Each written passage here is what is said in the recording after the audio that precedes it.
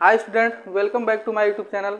मैं चंदन सर और मैं आज आपको पढ़ाने वाला हूँ क्लास 11th का अध्याय 1 चैप्टर 1 पढ़ाने वाला हूँ, जिसका नाम है भौतिक राशियों का मापन तथा सार्थक अंक।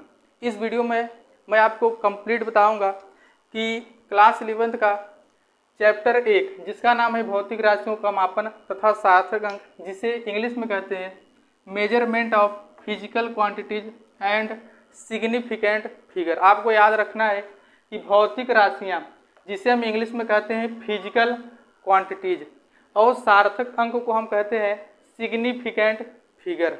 आपको इतना याद रखना है।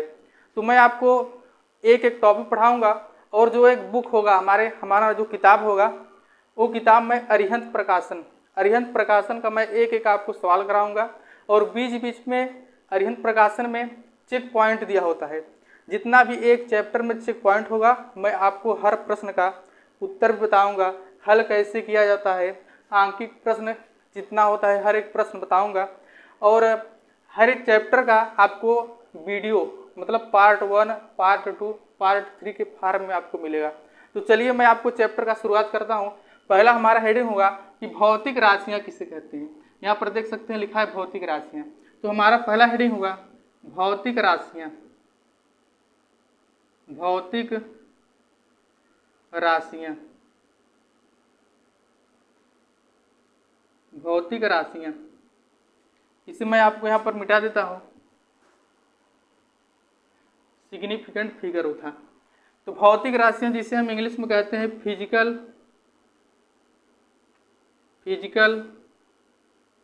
क्वांटिटीज,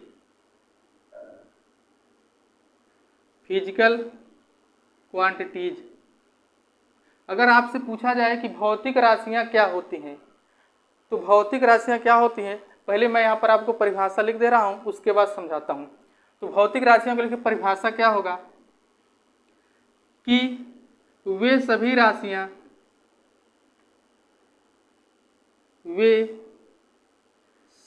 जिन्हें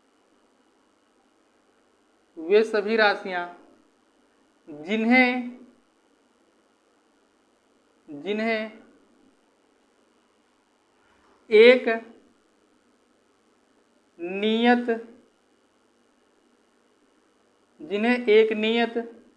संख्या के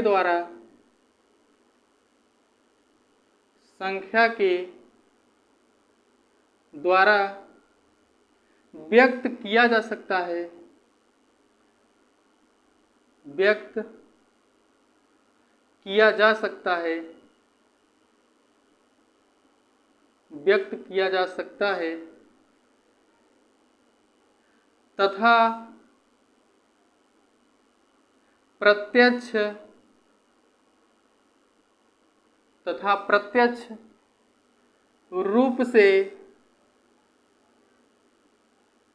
तथा प्रत्यक्ष रूप से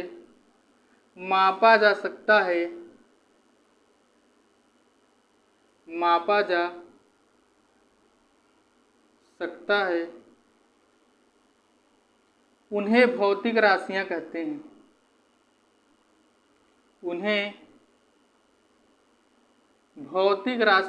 हैं।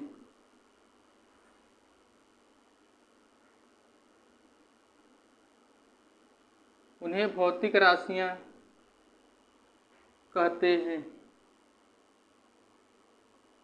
तो भौतिक राशियाँ का परिभाषा माने अर्थात भौतिक राशि क्या होता है, मैंने उसका डिफिनेशन लिख दिया है कि वे सभी राशियाँ जिन्हें एक नियत संख्या के द्वारा व्यक्त किया जा सकता है तथा प्रत्यक्ष रूप से मापा जा सकता है, उन्हें भौतिक राशियाँ कहते हैं।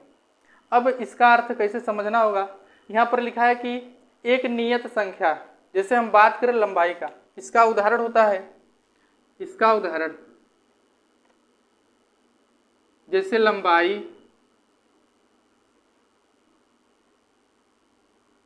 द्रव्यमान, समय आदि। जैसे यहाँ पर लिखा है कि वे सभी राशियाँ जिन्हें एक नियत संख्या के द्वारा व्यक्त किया जा सकता है। देखिए लंबाई, अगर हम किसी वस्तु की लंबाई, यदि हम किसी वस्तु की लंबाई को मापते हैं, जैसे हमारा आ गया 20 मीटर, 20 मीटर, तो हम क्या कर सकते हैं कि यदि मान लीजिए कोई छड़ हो गया, मान लीजिए कोई छड़ हो गया, अब इस छड़ को हम प्रत्यक्ष रूप से, प्रत्यक्ष का मतलब होता है हम तुरंत इसे माप सकते हैं। यहाँ पर लिखा है कि तथा प्रत्यक्ष रूप से मापा जा सकता है। इस छड़ की लंबाई को हम तुरंत नाप सकते हैं, माने अपने यहाँ हमारे सामने छड़ है, जो चीज़ें माने वस्तु हमारे सामने होती हैं और हम उसे तुरंत उसके ऊपर प्रयोग कर सकते हैं, उसे प्रत्यक्ष रूप कहते हैं, अर्थात प्रत्यक्ष कहते हैं। तो इस छड़ की लंबाई को हम माप सकते हैं और एक संख्या, देखिए जब मापेंगे आएगा हमारा 20 मीटर, और यह 20 क्या हो गया, एक हो गया नियत संख्या, 20 क्या है, नियत। अगर यह छड़ की लंबाई आप जितनी बार नापेंगे उतनी बार क्या आएगा, 20। इस छड़ की लंबाई आप जितनी भी बार मतलब अगर आप सही सही मापेंगे, इस छड़ की लंबाई हम जितनी भी बार मापेंगे, इस छड़ की लंबाई कितना आएगा, 20 मीटर। इस छड़ को हम तुरंत माप सकते हैं आमने सामने, जिसे हम प्रत्यक्ष कहते हैं, और एक संख्या द्वारा, एक नियत संख्या, नियत क्या हो गया, 20 मीटर। अर्थात आपसे अगर पूछा जाए कि भौतिक राशियों का परिभाषा क्या होता है, तो परिभाषा हो गया कि वे सभी राशियां जिन्हें एक नियत संख्या के द्वारा व्यक्त किया जा सकता है तथा प्रत्यक्ष रूप से मापा जा सकता है, उन्हें भौतिक राशियां कहते हैं। उदाहरण क्या हो गया इसका, लंबाई, द्रव्यमान, समय आदि। अब हम देखेंगे कि मापन क्या होता है।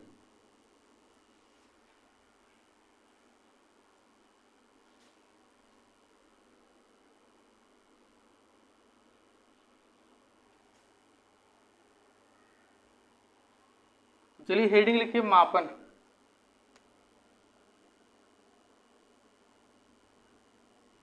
मापन को हम इंग्लिश में कहते हैं मेजरमेंट, मेजरमेंट। तो सबसे पहले इसका परिभाषा लिखिए।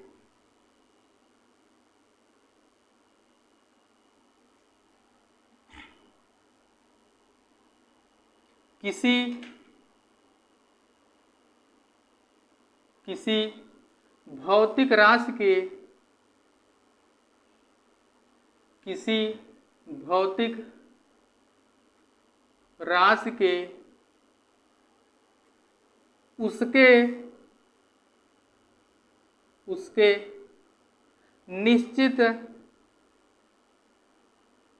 निश्चित मानक से,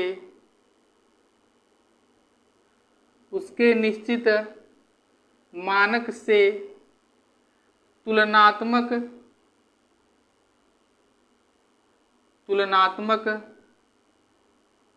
अध्ययन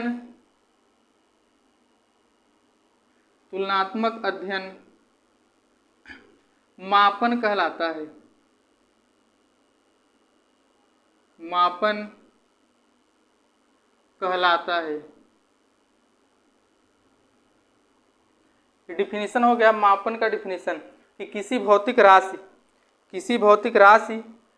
के उसके निश्चित मानक से तुलनात्मक अध्ययन मापन कहलाता है। मापन का परिभाषा लिखा है, किसी भौतिक राशि के उसके निश्चित मानक। अब निश्चित मानक का क्या होता है, जैसे हम अभी उदाहरण बताए थे कि एक छड़ हो गया, एक हमारा क्या हो गया, छड़। अब अगर मैं कह दूं कि इस छड़ को आपको मापना है, अर्थात इसकी लंबाई कितनी है, तो आप इस छड़ को मापने के लिए आपको एक फीते की आवश्यकता होगी। फीते जिसमें सेमिम दिया होता है, जिससे हम जब कपड़े हम नापते हैं तो एक फीते का प्रयोग करते हैं। अगर मैं आपको फीता ना दूं तो क्या आप बता सकते हैं इस छड़ की लंबाई कितनी है? नहीं। समझ आए ना? अगर मैं आपको कुछ फीते ना दूं तो आप नहीं बता सकते हैं कि कपड़े की लंबाई कितनी है, छड़ की लंबाई कितनी है। जो फीता हो गया उसी का नाम रखा गया है निश्चित मानक। जिससे हमें अगर नापना है दूध, क्या नापना है, जैसे मान लीजिए इस बाल्टी में दूध रखा है, यह बाल्टी हो गया, इस बाल्टी में क्या रखा गया है, दूध। इस बाल्टी में दूध भरा गया है। अब हमें मापना है कि इस बाल्टी में कितना दूध है। तो इस बाल्टी में कितना दूध है कैसे आप मापेंगे? इसके लिए आपको एक लेना होता है, आप देखे होंगे कि इस प्रकार का एक बर्तन होता है, ऐसे जिसमें यह क्या काम करता है, ये पहले से फिक्स होता है कि यह 1 लीटर का है कि 2 लीटर का है ना, या 1 पौवे का है, नाम सुने होंगे आप। तो 1 लीटर का है, अर्थात यह क्या हो गया, निश्चित मानक। जैसे मैं कह दूं आपका वजन कितना है, अगर आपको कोई आज हो गया,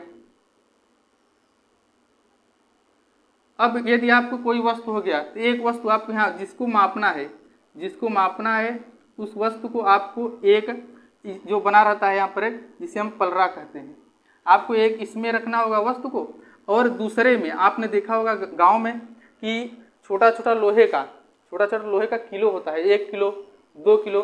अगर आपको वह न दिया जाए तो आप माप नहीं सकते हैं कि इसका वजन कितना है। तो जो 1 किलो 2 किलो का लोहा का बना होता है वह क्या हो गया है, निश्चित मानक। उसी से हम तुलना करते हैं, उसी तुलना करेंगे कि इसका वजन कितना है, इससे तुलना करेंगे कि दूध कितना है, और फीते की लंबाई को हम छड़ से तुलना करेंगे तब पता चलेगा कि छड़ की लंबाई कितना है। समझ आया ना, माने अर्थात किसी भौतिक राशि की उसके निश्चित मानक आपको समझ आया ना, इसे तुलनात्मक अध्ययन मापन कहलाता है। अब जैसे देखिए ये छड़ की लंबाई हो गया, क्या हो गया, छड़ की लंबाई। जैसे देखिए छड़ हो गया। अब अभी हमने इस पिछले वीडियो में थोड़ा सा पहले हमने बताया इस छड़ की लंबाई मान लीजिए कितना आ गया था, 20 मीटर। अब ये जो 20 है यह क्या है, हमारा संख्या। तो 20 क्या है, तो जो संख्या होता है इसका नाम रखा गया है संख्यात्मक मान। क्या रखा गया है, संख्यात्मक मान। और जो पीछे हिंदी में लिखा होता है जैसे मीटर, इसका नाम रखा गया है मात्रक। जैसे मैं कह दूं कि हमारा द्रव्यमान है 80 किलोग्राम, 80 किलोग्राम, तो हमने अपना माने द्रव्यमान अर्थात वजन का माप बताया, वजन का क्या बताया, माप। तो वजन का माप बताया 80 किलोग्राम। तो जो 80 है इसका नाम क्या रखना है, संख्या। ये संख्या है तो इसका नाम रखा गया है संख्यात्मक मान। और जो पीछे हिंदी लिखा होता है इसका नाम रखा गया है मात्रक। अर्थात आपको समझ आ गया होगा कि जब हम किसी वस्तु का माप करते हैं तो जो माने परिमाण आता है, अर्थात माप करने के बाद जो मान आता है उसमें जो है संख्या लिखा होता है उसे हम संख्यात्मक मान कहते हैं। और जो पीछे लिखा होता है हिंदी में जैसे मीटर, किलोग्राम, सेकेंड, उसका नाम क्या रखते हैं, मात्रक। अर्थात आपको समझ आ गया होगा कि मापन में 2 चीजें आपको याद रखना है, संख्यात्मक मान और मात्रक। तो इसके नीचे आपको लिखना है कि किसी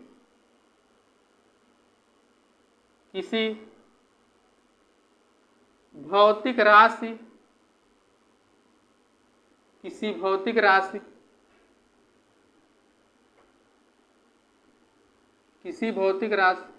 के मापन के लिए किसी भौतिक राशि के मापन के लिए निम्न 2 तथ्यों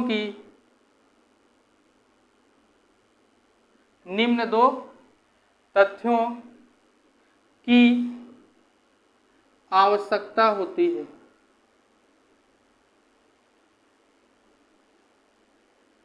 निम्न 2 तथ्यों की आवश्यकता होती है।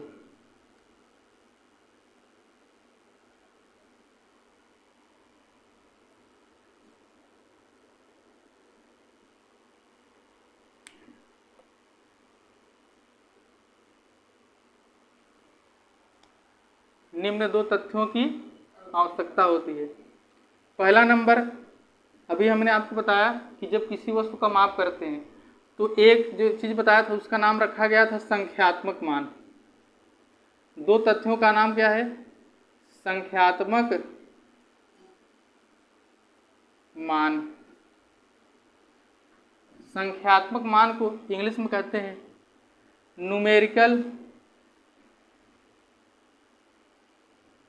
Numerical value. और दूसरा होता है मात्रक। जिसे हम कहते हैं यूनिट।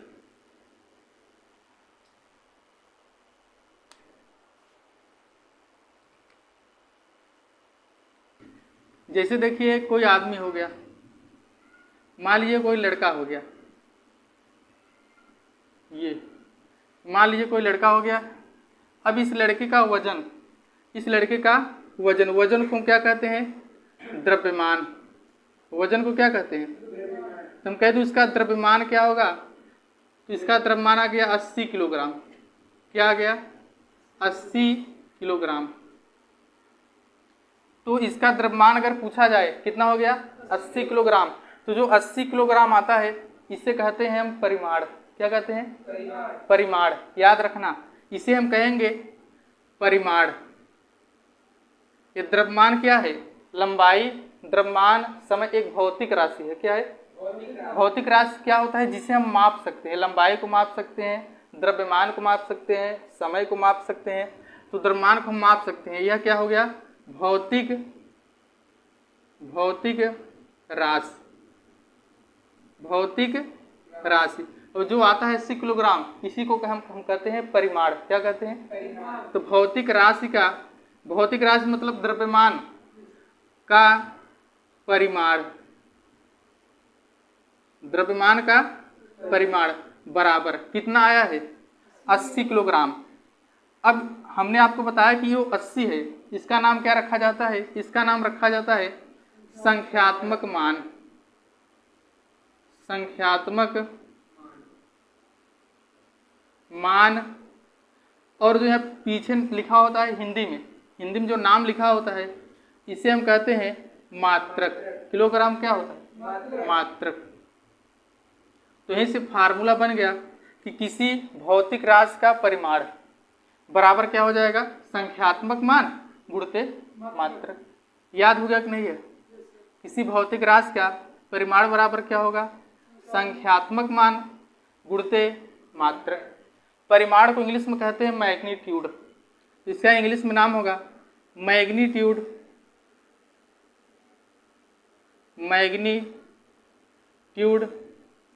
ऑफ फिजिकल क्वांटिटीज बराबर संख्यात्मक मान को इंग्लिश में कहेंगे न्यूमेरिकल वैल्यू इनटू मात्रक को यूनिट।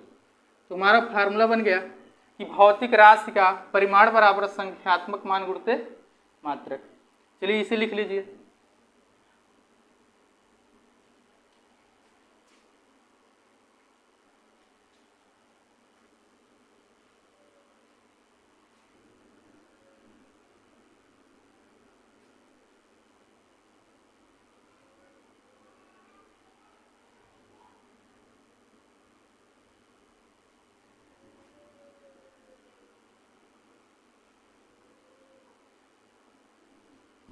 आपको एक चीज ध्यान देना होगा, यहाँ पर लिखा गया है परिमाण। क्या लिखा गया है? तो लोगों परिमाण और एक होता है परिणाम। आपको दोनों में माने फर्क, अंतर दोनों में पता रहना चाहिए कि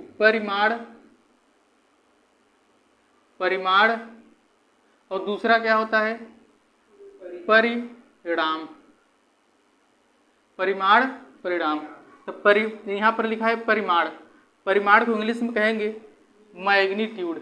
आपको इंग्लिश इसका याद रखना है, मैग्नीट्यूड को हम क्या कहेंगे? परिमाण। और परिणाम को हम कहेंगे रिजल्ट, जिसे कहते हैं रिजल्टेंट। क्या कहेंगे? रिजल्टेंट मतलब क्या हो जाएगा? परिणाम। और मैग्नीट्यूड मतलब परिमाण। आपको दोनों का मतलब यह नाम जो है थोड़ा सा अंतर है और आपको इसका इंग्लिश भी याद रखना है। लिख लीजिए।